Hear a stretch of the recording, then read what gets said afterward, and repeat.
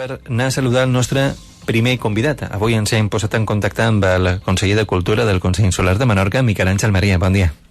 Hola, molt bon dia. Encantat d'estar amb vosaltres. Gràcies, igualment. De quina manera es poden anar desenvolupant, si es poden fer, excavacions arqueològiques a Menorca en temps de Covid?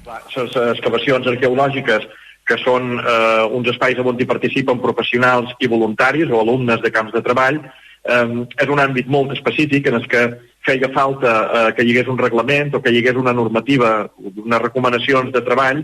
La normativa que ha sortit a nivell d'estat era magra, en aquest sentit, hi ha unes recomanacions molt genèriques, i hem pensat que Menorca, que té una llarga i intensa tradició d'excavacions arqueològiques que es desenvolupen sobretot en l'estiu, era necessari fer unes pautes, unes recomanacions d'actuació, tant per als professionals i voluntaris que participen en aquestes excavacions, com per les persones visitants que durant el camp de treball poden visitar una excavació arqueològica.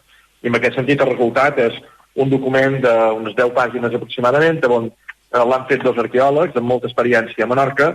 És un document molt de detall i ens satisfà molt que aquesta feina que han elaborat en Quim Pons, que està en el Departament de Cultura del Consell, i na Montserrat Anglada, arqueòloga i tècnica del Museu de Menorca, que hagi estat ben acollit i que a nivell de l'Estat aquesta feina sigui presa com a referència per ICOMOS, que és l'entitat que se n'encarrega, l'ONG del patrimoni, que se n'encarrega de la defensa del patrimoni, que hagi estat agafat aquest model, aquestes recomanacions menorquines com a model per afrontar les necessàries mesures de prevenció en l'àmbit arqueològic a nivell de tot Espanya.